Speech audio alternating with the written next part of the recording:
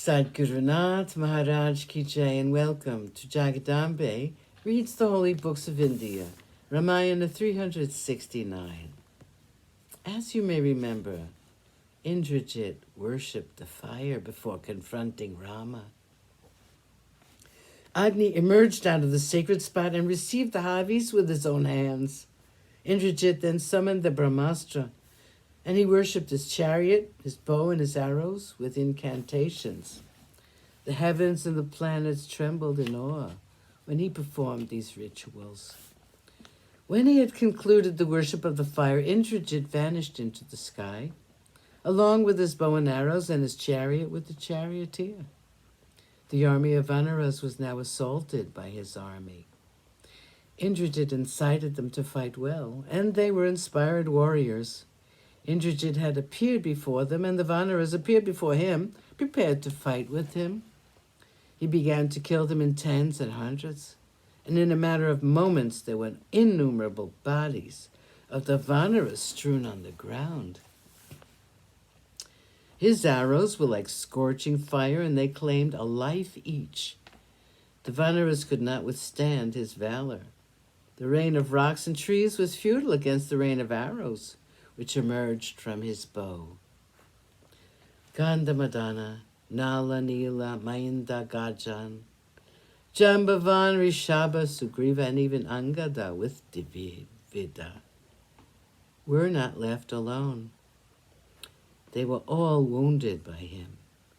Indrajit was like the fire which devours the universe during the end of the world. His skill was worthy of admiration. No one saw when he placed the arrow to the bowstring. They only saw an incessant stream of arrows emerging from his bow, and it was a beautiful sight. Suddenly he vanished from their midst, and then only arrows were seen, and not he. All the great and valiant Vanaras were harassed by Indrajit. He passed them by and approached Rama and Lakshman. He sent several arrows against them. Rama ignored them and said, "My dear Lakshmana, the son of Ravana, has the Astra Brahma in his possession, and he's harassing our army with it. And he has come to our presence now. He's blessed with the boons from Brahma, and he's a great warrior. He hides himself in the sky, and it's not possible to see where he is. How is it possible for him to be seen? Brahma is the strength behind him. Bear this onslaught without being affected by it. Our army is reeling under this devastating attack. His desire is to see us tired out, to see us on the ground, and to clasp victory in his arms and return to the city."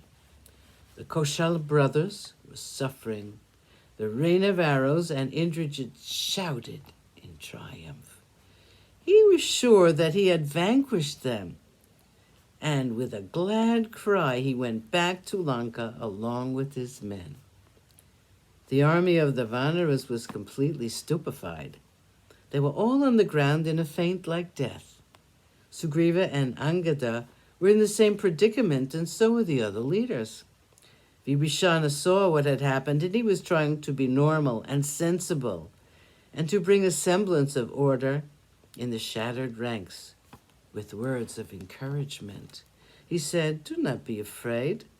This is not the time for grief or fear. These two heroes have decided to honor Brahma, who is the presiding deity of the Astra, aimed at all of you by Indra, and that is why they have succumbed to it." Vibhishana looked around and saw that Hanuman was not affected by the Astra and that he was his usual self. He said, "This powerful Astra was given to Indrajit by Brahma himself. That has been sent by him against the army and the princes."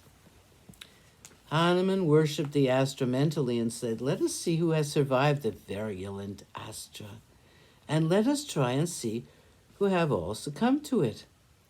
They carried torches in their hands and wandered in the field looking for some sign of life there.